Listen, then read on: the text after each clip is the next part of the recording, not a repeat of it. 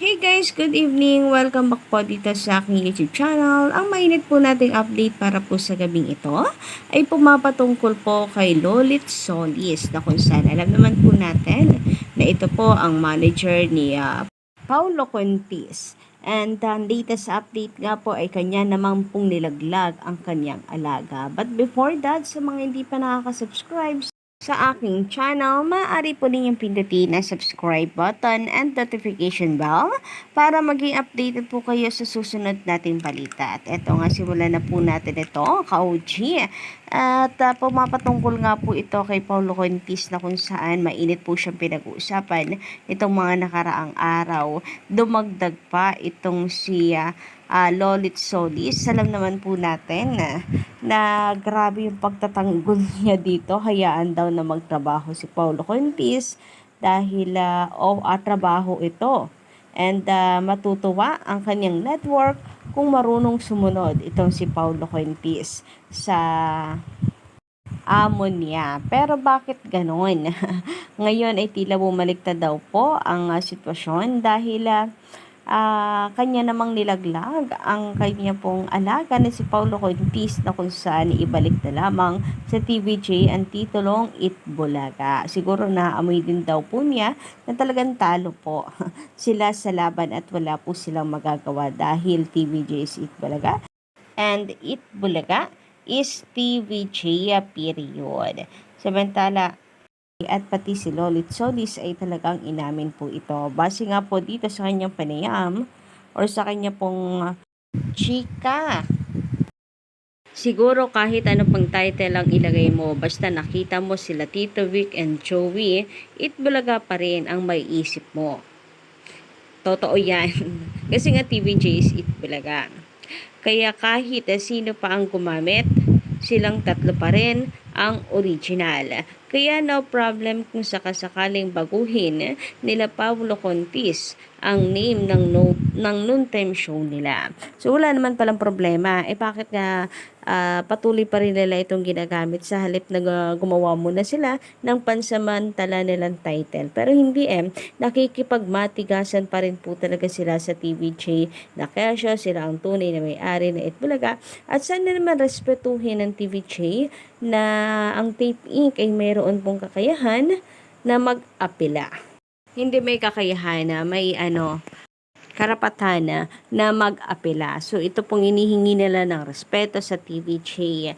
At ang highlight nga doon kung ang TVJ ay humingi ng respeto, sila muna ay dapat maging respetado. Kung ano-ano na nga lang po yung mga fans nila, kung ano-ano na nga lang po ang kanila pong ibinabato sa TVJ, lalo na yung sa MTRCB, na kung tutuusin, hindi lang naman po TVJ ang nadadawit dyan, pati na rin po ang Tape Inc. Kung meron man po ipapatawag dito malamang, ay ito po yung producer ng kanilang programa. In a way, na-actionan na yun Dapat tapos na ito sa usapin. Hindi na po yan kasama. So, saklap noon na mismong sa manager po mismo ni Paulo Contis na nanggaling. Naisuko na lamang po ang titulong Itbulaga at ibigay na ito sa TVJ dahil kahit sino pa man ang gumamit ng titulo, basta makita po ang TVJ is Itbulaga. Kakambal po nila ang Itbulaga at hindi po maitatanggi or maiaalis na po sa mga Pilipino yan. Kaya sila na lang ang mag-adjust ang sila Paulo Contis at wag nang ipagmalaki ang titulong Itbulaga kasi kawawang-kawawa lang po talaga sila sa social media.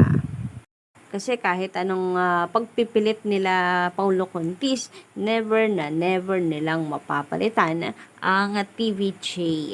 Wala man lang po yan sa kalingkingan ng TVJ. Kung may papalit po sa TVJ, malamang po yan ay ang mga legit na brigade. So, sana ay tigilan na nga po nila ang paggamit nito. And siyang dapat lang naman, lalo na taong bayan mismo ang nagpapahiya po sa kanila. So, manager mo na yan, Paulo Contis, ang nagsasabi sa'yo. Baka naman, sakali, na matauhan ka na hindi inyo ang titulong Itbulaga. Sa Tape Inc. naman, tama na po ang pakikipaglaban. Dahil sabi nga ni Henyo Master Joey De Leon, tapos na ang laban. Wala nang laban kasi tapos na. May nanalo na kasi. And walang iba yon kundi po ang TVJ. Samantala sabi naman ni Bukahin, magandang gabi. Kita naman kung bakit ganyan ang mga sinasabi nung kabila. It is actual desperation on their side. Without the popularity of the name, parang wala na sila. Kung kinaya nga ng TVJ to remain popular without the name, so realidad, di kaya ng tape kung mawala ang pangalan. Oo nga eh. Kasi kahit nasa kanila po ang pangalan, nakihingalo pa rin po sila. Ka-legit Americans. So, ang saklap nun. TVJ, they can stand alone. Kahit iiti ang kanilang ginamit, nananatili kita naman po natin kung gaano po sila kalakas. Kagaya ng segment na to, kung makikita nyo, number 1 po tayo at lumalaki po talaga ang lamang natin. Sabi nga dito, it's unanimous. Panalo ang legit at original as of December 6, 2023, Wednesday.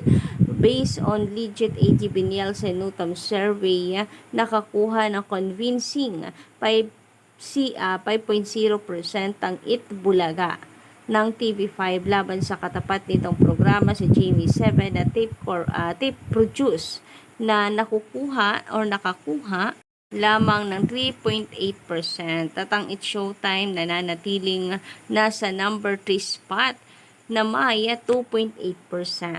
Samantala sabi pa dito patunay lang na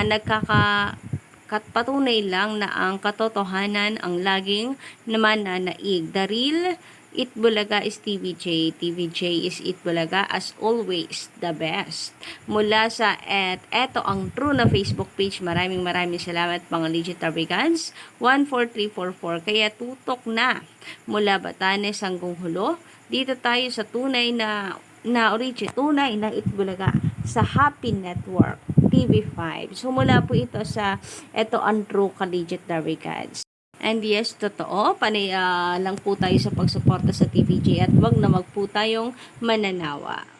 Samantala, sabi naman ni Gold Roger, kung magaling ka na abogado, alam mo na agad kung mananalo ang merit ng kaso mo.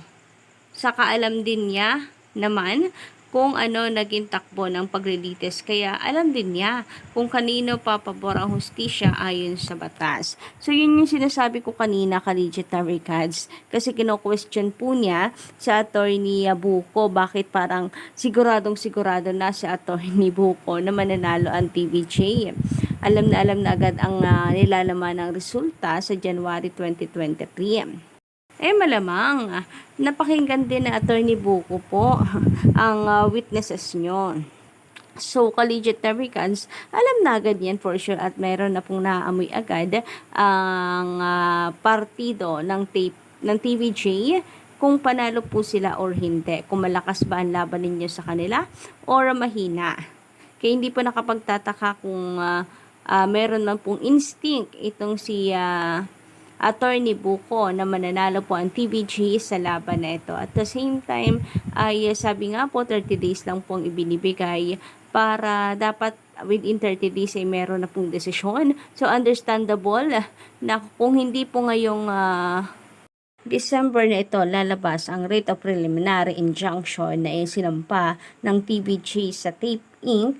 ay sa January na sa pagkabagong taon na ka-legit Americans. Kaya nga hinay-hinay rin ng TVJ Kumbaga hindi rin po nila binibigla or hindi sila nagpapadala sa bugso na kanilang damdamin na kesyo panalo na sila sa APO ay gagamitin na nila ito, ipapalabas na nila ang logo, ilalagay na nila ang logo ng Itbulaga.